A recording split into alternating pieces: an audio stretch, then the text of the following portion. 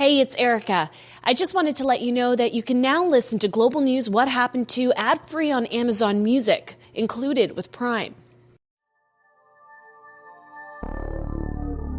There's this city I want to tell you about, one that was the ideal picture of opportunity in American manufacturing. As you drive into its downtown, you go under a wrought iron archway, several meters high, with the words Vehicle City in white lettering as its crown. A large river cuts through the city center with paved sidewalks and areas with lush green trees in the summer that turn vibrant orange and red in the fall. It's a place where you can walk alongside the water or maybe stop for a picnic in the shade. Wherever you look, you can certainly find the city's beauty, but the real treasure lies with its people. In its history, this city has been through a lot. And in 2014, a crisis centered around the river that runs through it. One that made many sick and forced residents to come together, stand up, speak out, and seek accountability from those in charge. I'm journalist Erica Vella. And over the years, I've thought about this city in the Great Lakes region, its people, and how this scandal changed the world's perception of them. This is Global News What Happened To the Flint, Michigan water crisis. I wanted to learn more about this city's history, but when I typed into Google Flint, Michigan, one of the very top results reads Flint water crisis. This city and its name have become synonymous with the water crisis that started 7 years ago. There was little mention that Flint was once a bustling city, a place where people came to seek out opportunity. And a lot of that centered around the city's auto industry. You see, Flint was the birthplace of General Motors in 1908. GM quickly became one of the leading car manufacturers in the world, and all eyes were on the city that started it all. It looks like an ordinary day in the USA. But in the city of Flint, Michigan, all is excitement. Even the small fry are buzzing. Yvonne Lewis lives in Flint. She's originally from Saginaw, Michigan, but moved to the Vehicle City in 1976. So this was where my husband grew up and was raised. And so, of course, he was working here, and I followed him to Flint. Yvonne was no stranger to the lifeblood of the city. In fact, before she moved to Flint, she worked for GM as a senior in high school and worked her way into becoming a full-time salaried employee by the time she graduated college. And so I was able to transfer here to Flint and saw there are 8 plants here in Flint. During that time, there were about 80,000 employees that worked at those facilities. And then the additional individuals who worked in the community and in those related industries. But if you can think about all of that opportunity for employment, Flint is often not credited for being the birthplace of the middle class. Where you could see people, and I experienced this even in high school, someone walking out of high school, walking into General Motors facility and making extraordinary money. Good thing, and sometimes a bad thing, because people didn't feel like they needed a higher education because they could just go to work and work with their hands. Flint became a real home for Yvonne, the place where she would raise her children and have her most cherished memories. And there were often simple activities with her kids. We have a Flint River trail, and I could take them for walks along the side of the river that was paved. You could go for a bike ride. Because of the schools in our community, our children could go to the schools and play on the playground. And it was just wonderful. I didn't, in their younger years, I didn't worry about them, taking a bike ride down the street and coming back. But as the years went by, life in Flint began to change.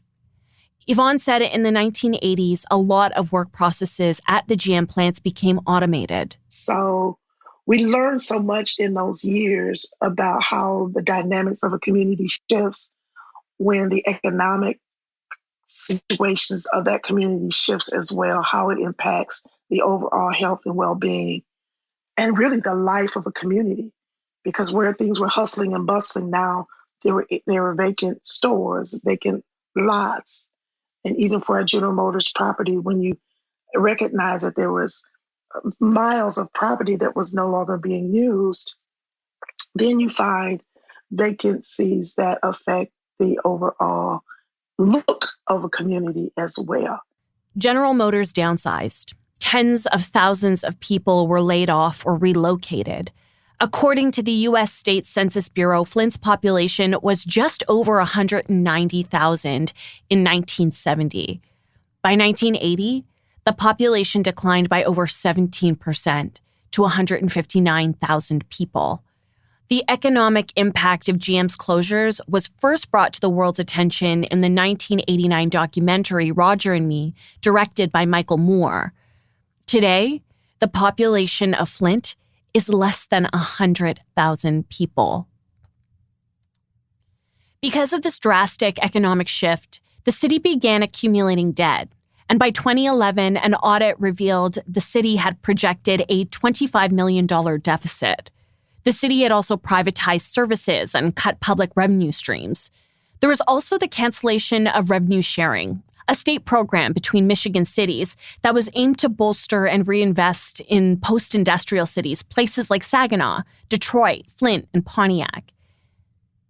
In an attempt to fix the financial ruin the city faced, Michigan's governor at the time, Rick Snyder, passed emergency manager legislation. Before I go any further, I need to explain what that means. For that, a bit of context. In 2011, many municipalities in Michigan were facing financial hardships, similar to Flint. The emergency manager law basically gives the state the power to intervene or make decisions that local governments would normally be responsible for.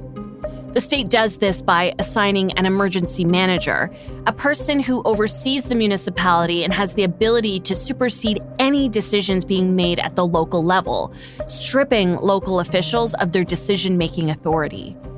The emergency manager reports directly to the governor. People like Yvonne Lewis were not happy about it.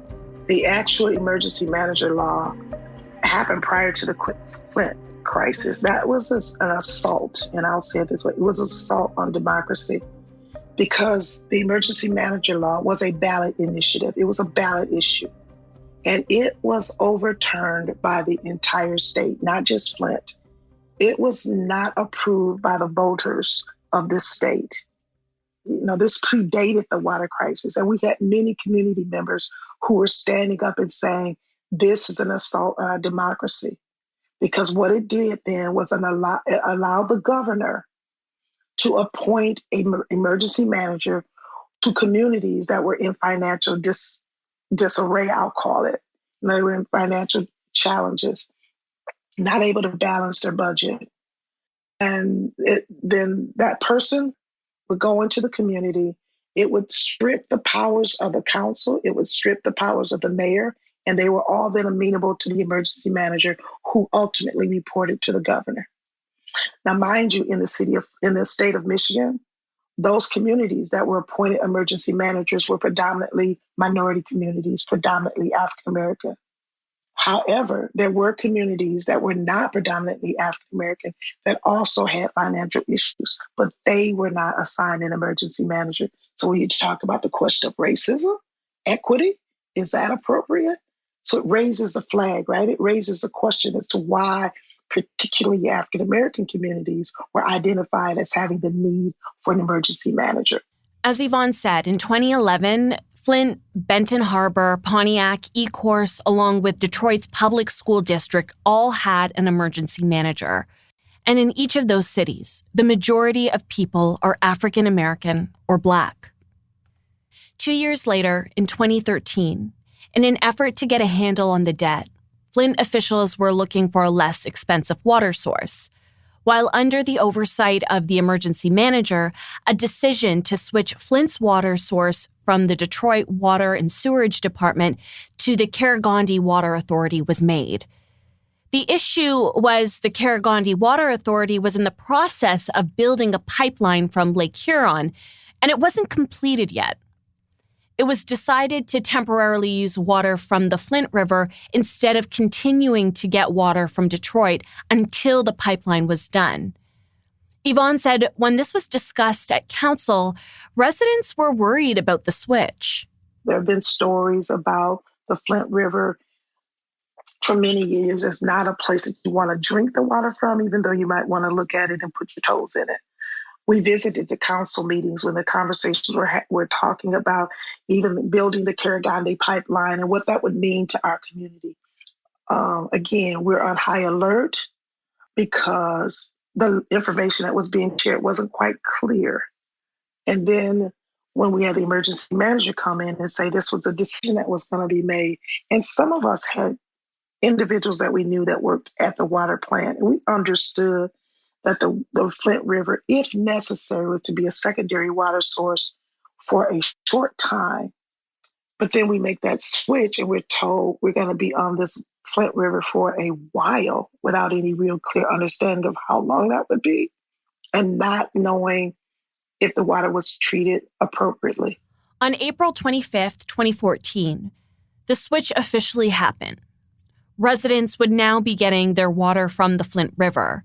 Video from MLive shows the mayor of Flint with the emergency manager and others making the switch. 3, 2, 1. But almost immediately, Yvonne said she noticed a difference. The water looked funny. The water smelled funny when it started coming out of the tap. When that switch happened, it almost immediately you could see, feel, and taste the difference. Another important thing that I noticed is when you wash your clothes, sometimes you don't take them out of the washer right away, but then they mold it so quickly. Something's wrong with that.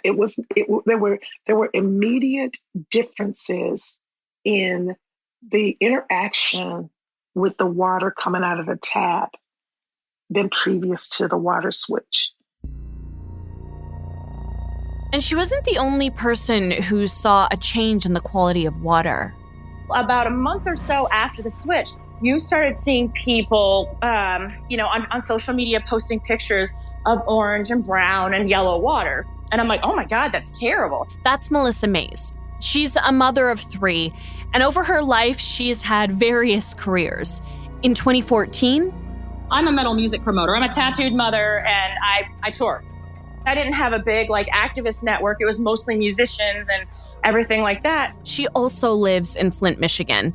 When she started seeing posts on social media, she became curious.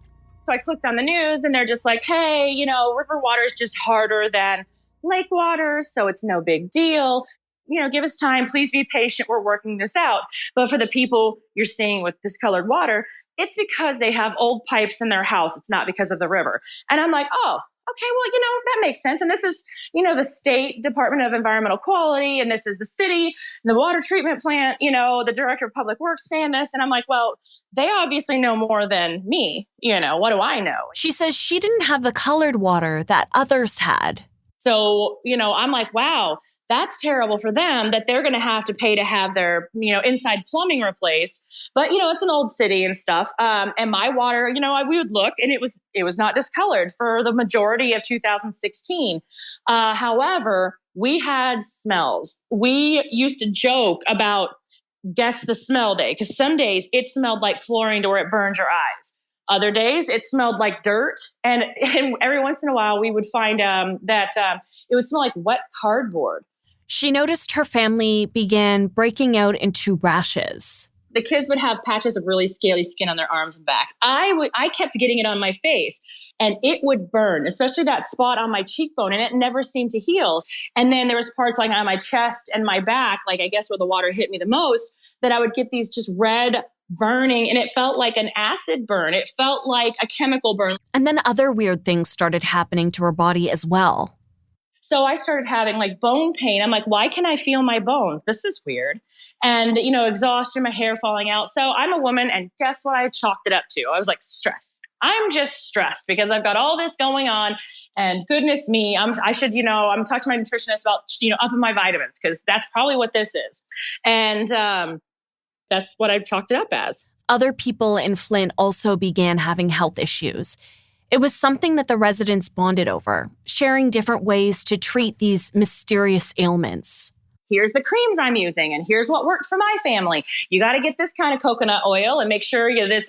I mean, so it's people giving each other advice and helping one another, which of course now I learned that's the backbone of Flint. And that's why we are still fighting and still here and still alive, because everybody's trying to help one another. When questions were brought to local and state officials, Melissa says there was always an answer. She says it got to the point where people were reluctant on coming forward with their stories. Nobody wanted to be that guy that was on TV complaining, right? So nobody was complaining. They're like, we've got a little hard water. We're going to try a softener. It's no big deal. We're going to, maybe I'm just taking too hot of showers. Literally the victim blaming, we were doing it to ourselves. We heard there were immediate changes to the water soon after the city changed its water source from the Detroit Water and Sewerage Department to the Flint River. I turned to Sarah Tallman. She's a senior lawyer with the Natural Resources Defense Council, also known as the NRDC. It's a not-profit environmental advocacy group based in the U.S.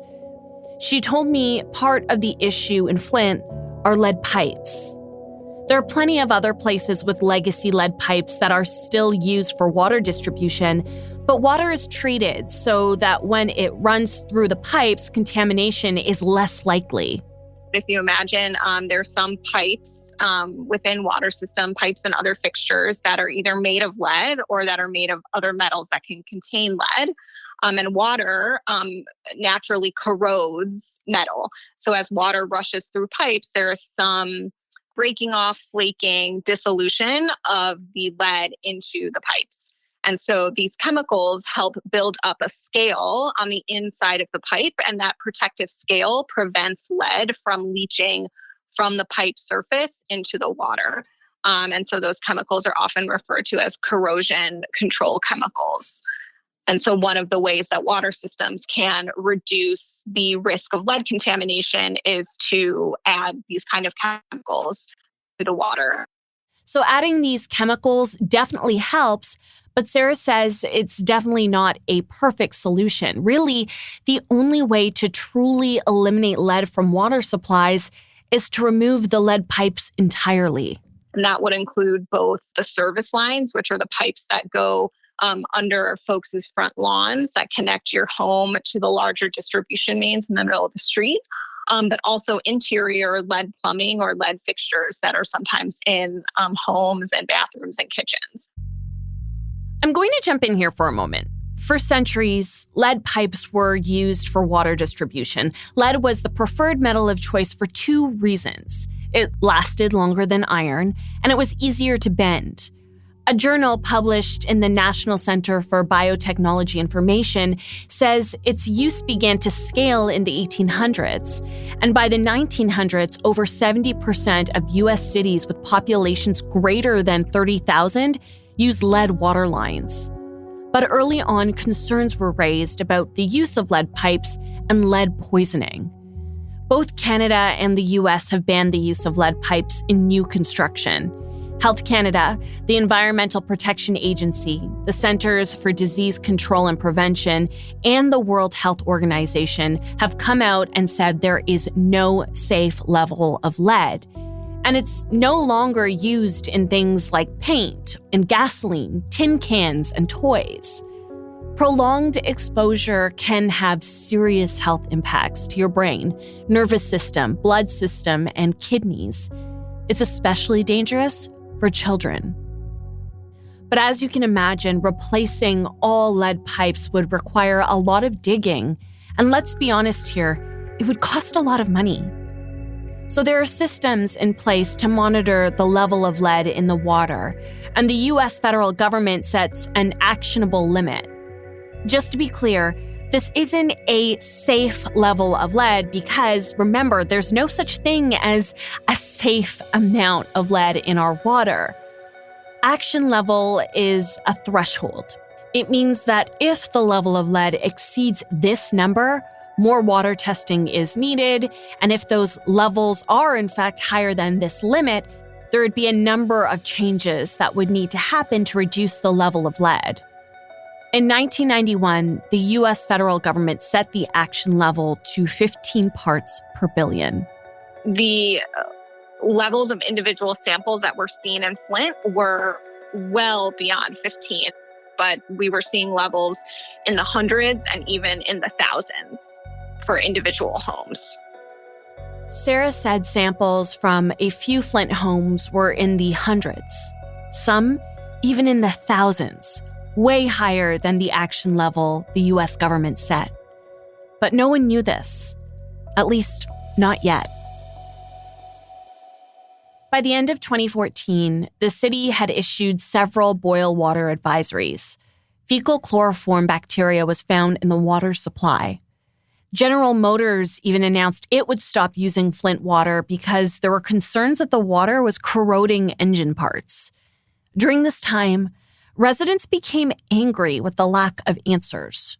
There were many people that started standing up, and they would actually take bottles of water, 16-ounce plastic bottles or even gallon jugs of water to City Hall, raise those jugs during council meetings and say, we got a problem. But no one was listening. They started taking their anger to the streets. There were marches in the city. There were marches in Lansing. The community continued to say, there's a problem here. We had community members going to the doctor for unusual rashes and the hair falling out and experiencing different kinds of illnesses that we couldn't even understand. I remember sitting in meetings with infectious disease doctors, and they're saying, these are some things that are not usually found in a city, like in an urban city. And so it was really frustrating that no one would really listen. While this was all beginning, Melissa's lists of ailments also continued to grow. I wasn't even working very much because I couldn't stand on my feet very long. I ended up getting what we thought bacterial pneumonia. Sick and frustrated, she says she would soon know what was causing her illness. On January 9th, 2015, Melissa got a pamphlet in the mail. It had the City of Flint logo on the outside, and it was addressed to resident. So I'm holding this piece of paper, and I open it, and it's just a regular 8.5 by 11, but it's got the tiniest print. And basically what it says is a notice of Safe Drinking Water Act violation. So I'm reading this information, and it's basically saying since right after the switch of 2014, our water had been, this was January, so basically through the past 9 months, our water had been in violation of the Safe Drinking Water Act, which of course I didn't know what that was at the time, but of course it sounds bad, for disinfection byproducts, total trihalomethanes. And I'm like, that's messed up. So I set it down on the table, and I'm sitting here. I'm like, I don't know what I just read, but I know, like, why do I have to talk to my doctor about my tap water? So I sit down to Google, and I looked up what total trihalomethanes were, and I looked up the fact that they used the study that they were referring to was decades old, and that total trihalomethanes can cause cancer, neurological, gastrointestinal problems, rashes, like terrible headaches, nosebleeds, the things that we were having. I'm like, oh my God.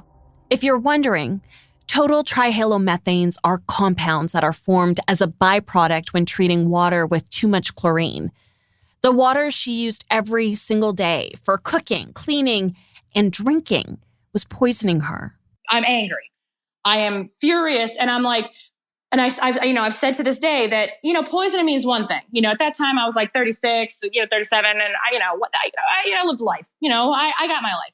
But you mess with my kids. Now, all of a sudden, it's all rushing back to me. I'm like, when my kids were out running around playing in the backyard, I brought them glasses of ice water because that's the way I was brought up, lemonade, ice water, not, pops, things like that. And I'm just like, okay. I was angry. Turning to social media, Melissa found there were many others sharing similar concerns and joined them at a protest in January. Dozens of people demonstrated outside Michigan Governor Rick Snyder's home Monday. Many say his slow response to Flint's contaminated water is criminal. At first, Melissa didn't know what she was walking into. Up until this moment, she had been busy with her own life. Advocacy and protest weren't things she was familiar with. I was walking up and down the sidewalk and asking people. So now I'm finding out people of different ages, races, sexes, and different parts of town were having rashes, hair loss, respiratory infections. People were having bladder infections, bladder cancer. I'm like, oh my goodness, so all of a sudden, and then people's pets were getting sick. And I'm like, okay, all right. So it hit me, I'm like, it's not just one area. It's just not my house. It's not just, this and this. I was like, they are straight lying to us. This march on January 16th became a catalyst for Melissa, and it would fuel her push for change. By early 2015, concerns around Flint's water quality spread. Detroit's Water and Sewerage Department offered to reconnect Flint to its water supply and waive the reconnection fee as residents' complaints flooded in. By March that year, City Council voted to reconnect Flint to Detroit's water system, but the emergency manager at the time, Gerald Ambrose, overruled the vote, saying Detroit's water is no safer than water from Flint, and connecting to it would increase cost. While all this was happening, Melissa Mays took time to understand what was happening to the water and connected with water quality expert Robert Bocock, who has worked with environmentalist Aaron Brockovich. And she found out that the city's boil water advisories were actually doing more harm than good. He worked with me every day for a month in January to teach me all of this. He taught me how bad it is to boil the water, not just because we're condensing the metals. And especially he said, you've got to talk to women who are making formula because they are serving up all these chemicals to their babies and their bodies are much smaller and all that stuff. But then, he said also these total trihalomethanes, they're released into steam. You're absorbing them through your skin, you're inhaling them, they're doing the damage that way. So that's another problem. He was like, the boiling the water, even though that's a Southern thing, when water goes bad, you boil it. It was making it worse. So all of us who thought we were helping our families and protecting them, we're making it even worse by boiling it before, serving it up. Melissa, along with other community groups like the Concerned Pastors for Social Action, decided to do more than just protest. They began collecting water samples from people living in Flint. So we started going around passing out water bottles and finding that there was these high levels of lead. And then, of course, the city was like, oh, no, that's just one person's, pipes. But Melissa was unsatisfied with that explanation. In the end, she helped collect over 250 samples, and they were sent to Virginia Tech for testing. The results would show that city-wide lead levels had spiked. Another study was also done by Flint pediatrician Mona Hanna-Atisha, and she was looking at blood lead levels in children living in the city and found that the proportion of kids with elevated blood lead levels had nearly doubled since the water supply switched in 2014. Illness was becoming more widespread. Flint saw a Legionnaires outbreak between June 2014 and October 2015. Legionnaires' disease is a severe form of pneumonia caused by Legionella, a type of bacteria found in contaminated water. The outbreak was reported to be the third worst of its kind in U.S. history. At least 12 people died and hundreds of others were sick. Melissa, other residents, and local community groups contacted the NRDC, petitioned the EPA, and reached out to the Michigan Department of Environmental Quality. By mid-2015, officials began acknowledging the problem. In October, the state began testing water in schools, and it was reported that one school tested 6 times above the action level. That month, Governor Rick Snyder announced Flint would reconnect to Detroit for their water, and it would finally happen on October 16, 2015. But even with the change in the water source, the problems were far from over. The NRDC, Melissa Mays, a group of local pastors, and the ACLU came together and filed a lawsuit. I think it's important to mention there are different lawsuits that came out of the Flint water crisis. There's one lawsuit that saw a big financial settlement, but we'll get into that one in a bit. The one filed by the NRDC, which included Melissa and local pastors, sought no monetary compensation. Residents were asking for the government to start treating the water properly to minimize lead levels and for the removal of the lead service lines in the city. Here's Sarah Tallman. Remember, she's a senior lawyer for the NRDC. So NRDC got involved in summer of 2015. The ACLU of Michigan, that's the American Civil Liberties Union of Michigan, had done some really fantastic investigative reporting to try to understand what was going on with the water in Flint. And they had contacted NRDC once they recognized that there might be some water quality problems with the water, and specifically some documents indicating that there may be a lead problem. And because NRDC has some expertise with working with the United States federal environmental laws, they thought we can help assist the ACLU and other local partners who had already been sounding alarm bells about this issue in Flint since 2014. And the lawsuit that we worked on with our local partners was really about the failure to comply with these protections of federal law. So it was shocking to us that this clear law was ignored in the context of Flint. Sarah said in their investigations, documents revealed water from the Flint River had not been monitored properly, and the city was not properly treating water with the necessary chemicals that would stop pipe corrosion and the leaching of lead from those pipes. So we went to Flint and we met with community members, the community groups that had already been working on this issue and organizing to try to create change and stop this problem. So we met with the groups to understand what their goals were, and we assessed whether, in fact, there were violations of our federal laws, which there were, specifically the Safe Drinking Water Act. And ultimately, we pursued legal action, working with some community groups. One is called Concerned Pastors for Social Action. We also worked with a resident named Melissa Mays and with the ACLU to pursue legal action to try to compel the water system to fix these problems, including treating the water correctly by adding these chemicals and monitoring the water appropriately so that they were testing to make sure they detected lead problems. And then, of course, we asked for the removal of all of the lead service lines in Flint. So those were the remedies that we requested through our lawsuit. Before we brought that lawsuit, we also filed what's called an emergency petition with the United States Environmental Protection Agency, which is the federal agency responsible for implementing the Safe Drinking Water Act. And we asked that agency to take emergency action to help provide relief to residents. But the government did not respond to our petition within a couple months of filing it. And so then we pursued additional action by going to court. The lawsuit was filed in January 2016, a year and a half after the city's water source was switched to the Flint River. By that March, there were some early wins. By that point, the Flint water crisis was in the national news, in the national spotlight.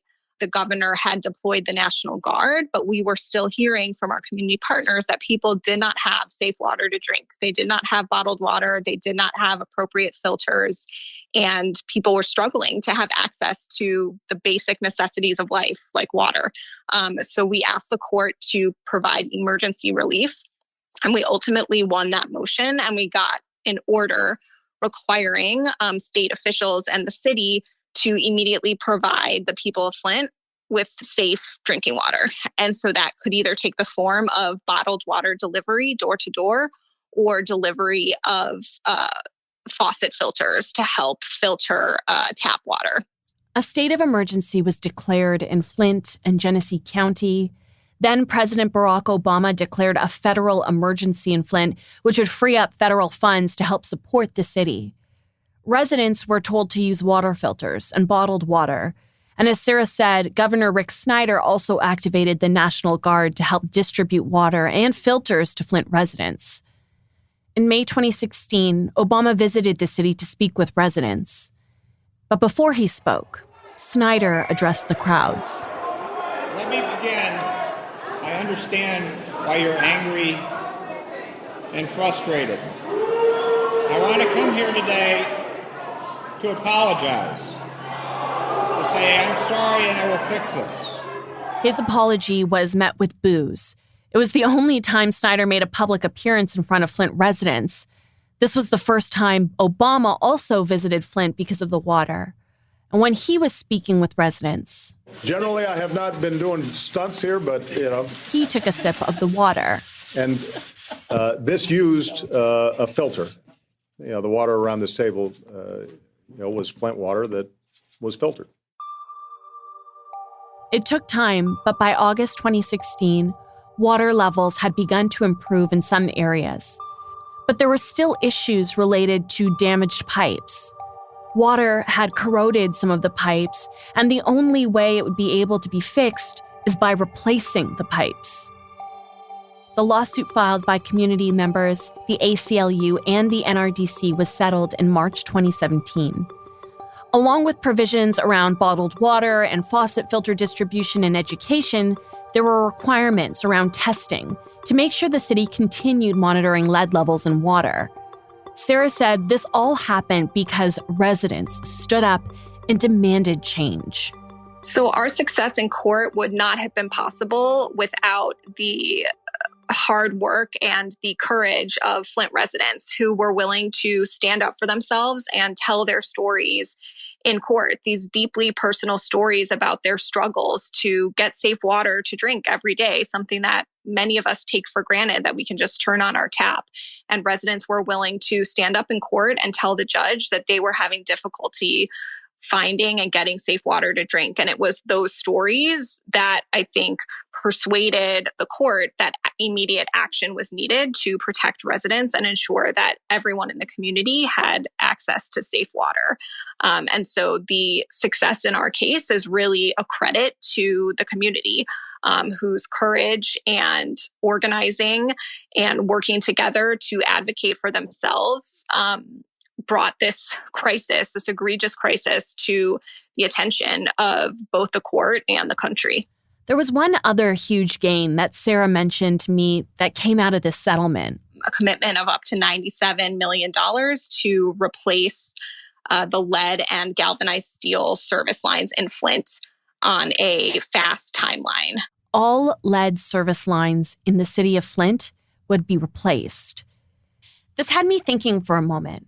Replacing all the lead service lines would be a costly and monumental task. How would they do that? With the help of AI. If you recall, Sarah mentioned there is no such thing as a safe amount of lead exposure. The only way to fully eliminate lead from the water is to remove any infrastructure containing lead. So that could be pipes, lead solder, and lead water meters. The use of lead in new construction was banned in Canada in the 1970s and the US in the 1980s, but removing and replacing all that infrastructure would cost a lot of money and require a lot of digging. That's when Eric Schwartz entered the picture. He's a professor at the Ross School of Business at the University of Michigan. He's also a data scientist. Like many people in the US and Canada, he saw what was happening in Flint. In 2016, Eric and his colleague, Jake Abernathy, went to Flint to speak with people who were affected by the crisis. What struck me and struck Jake back in 2016, during one of the earlier conversations we had with someone who was working in the city of Flint, when we really just asked what we thought would be kind of a beginning question, was, well, how many homes actually have lead contamination?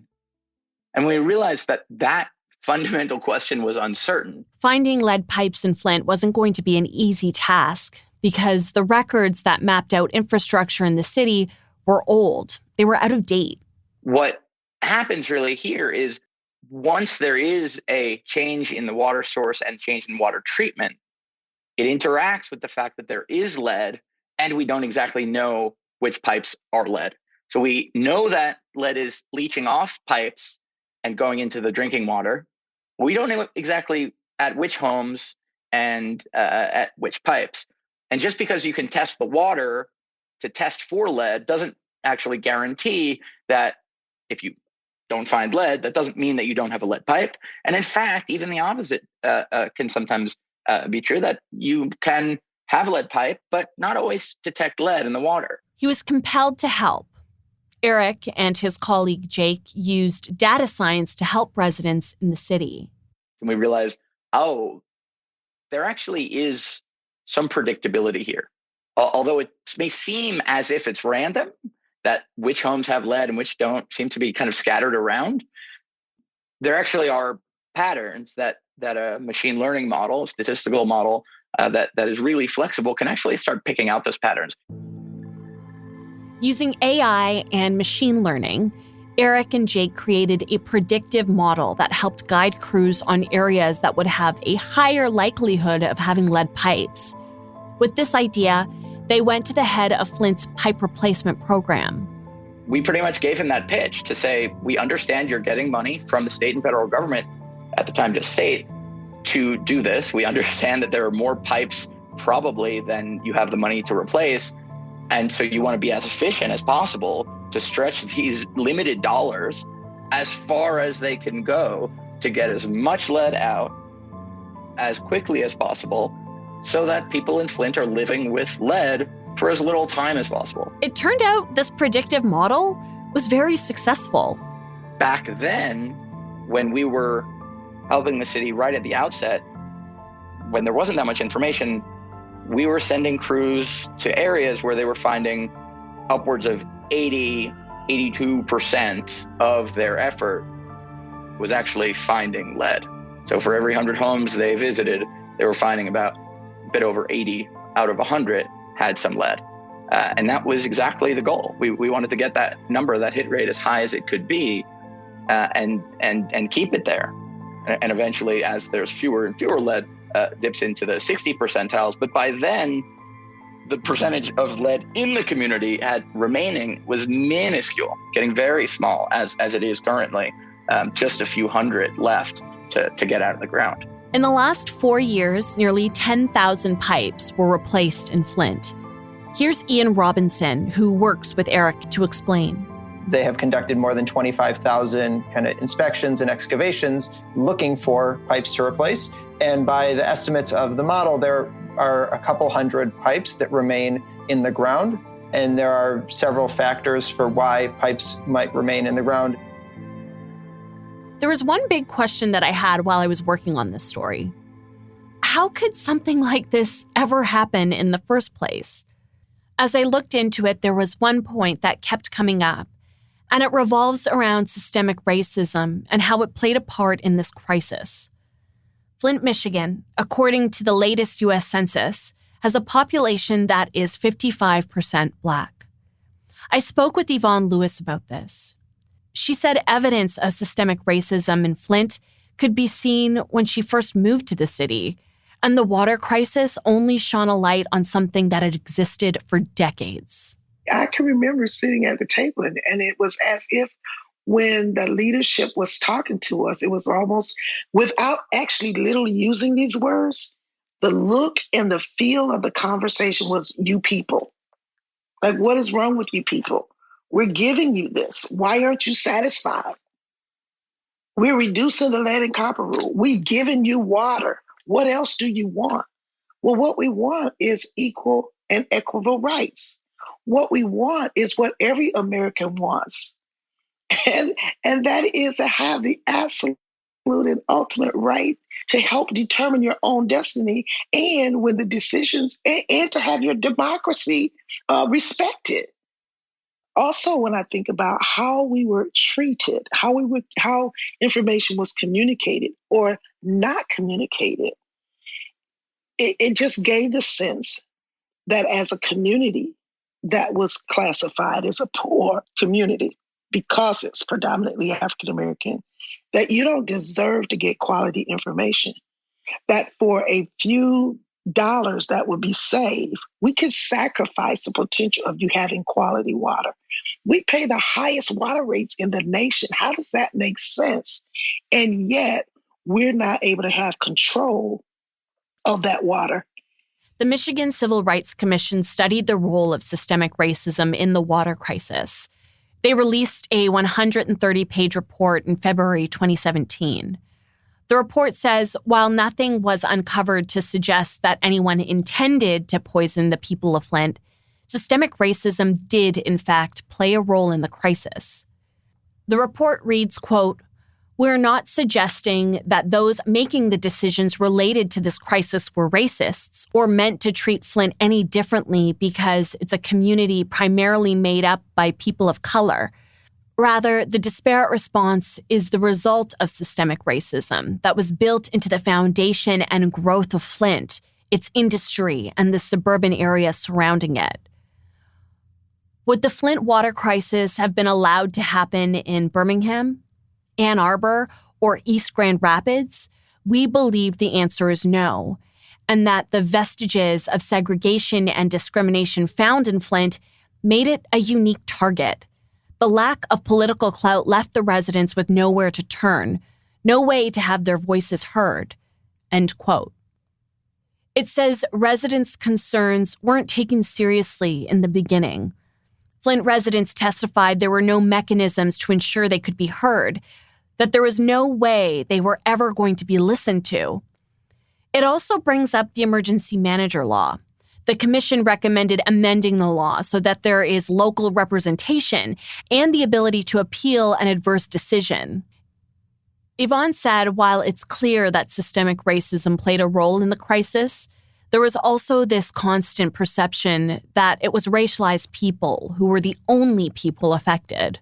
It is frustrating because it does not give real clarity on what the challenge is, who's affected, and that then affects the decision-making process.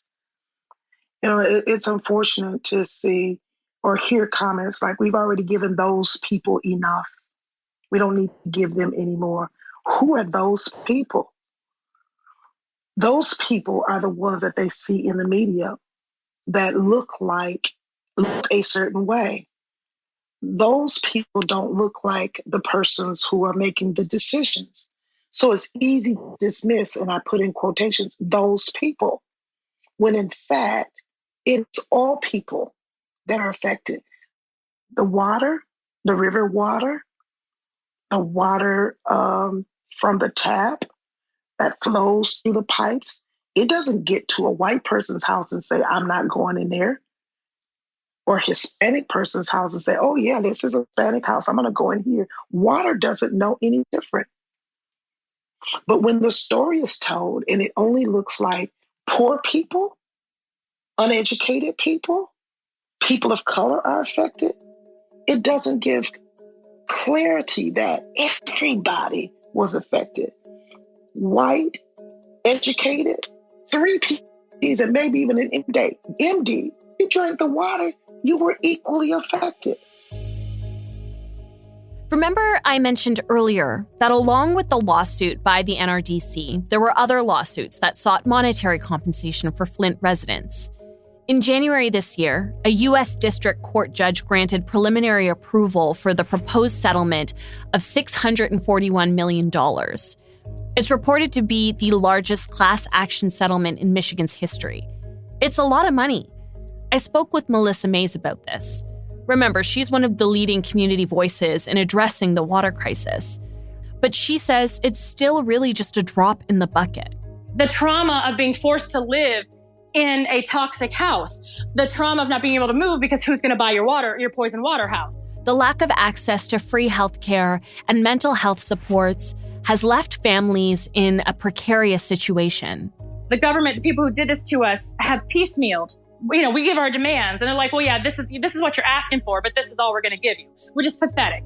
And they have never listened to us or made our recovery about us. They make these decisions about us without us, which is pretty typical. So we had to get involved. We had to become political. We had to get in the courts. And then with this lawsuit, nobody's going to get rich. There are other lawsuits, including one against the U.S. Environmental Protection Agency, but those are still pending, as well as other potential settlements. Melissa says the money will help, but she's now working on fighting another battle. She says many people in Flint are low-income earners. They depend on housing and food vouchers, Social Security income. So the money that they get from the settlement could end up harming them if it's just enough to kick them off these state-run programs. So it's very simple. Just do not include, for state-run programs, do not include what little bit of money people are getting for justice as income or assets, when they're applying and keeping these programs so they can still eat and pay, have a place to live. Because, that's basically punishing us for getting a little bit of justice like we haven't been punished enough. Charges have been laid against several officials allegedly involved in the crisis. The most notable, former Governor Rick Snyder was charged with willful neglect of duty. But there are others, 2 individuals who were former emergency managers for Flint, the former chief medical executive for the Michigan Department of Health and Human Services, and several others. For Yvonne Lewis, although there has been some progress, she says there is one thing that won't be easily repaired. It's not an easy thing once trust is lost. It is really not an easy thing to build it back. So there's always some degree of skepticism. We've got families, we've got children, we've got jobs, we've got health issues, we've got a host of issues, and these are layered on top of that. So in order to do that, in order to rebuild, regain, and work toward improving the trust issue, is to continue to have these conversations and people who are in leadership positions being willing to talk to community. As I close the chapter on the water crisis, I realize the story of Flint isn't unique. There are cities with aging lead infrastructure, and while lead might not be leaching into drinking water the same way it had been in Flint, experts say it time and time again. There is no safe level of lead in our water. And there are other issues as well. Communities in Canada right now that don't have access to clean drinking water. There are 54 long-term water advisories. The majority of those affect Indigenous populations. In the U.S., the professors who helped find lead pipes in Flint began hearing from other municipalities who also needed help. And now they've partnered up with more than 50 towns and cities across several states and Canada. But back in Flint, the water crisis didn't stop when the water supply changed or when the lead pipes were removed. And it wasn't over when the lawsuits were settled. That's because the residents will have to live with the legacy of the Flint water crisis. It's now part of their history. But Melissa Mays, who has fought so hard from the beginning, says the community won't be defined by it. We're not victims. We're fighters. Do not let anybody have the power over you, because you do have the power and you make the decisions for your community. So the next time I read the words Flint, Michigan, I'm going to think of the community that came together to support each other. I'll remember the people who stood side by side as they marched in the streets together and screamed for the world's attention. They resisted and didn't take no for an answer. The people of Flint created meaningful change. And for that, they will be remembered and celebrated.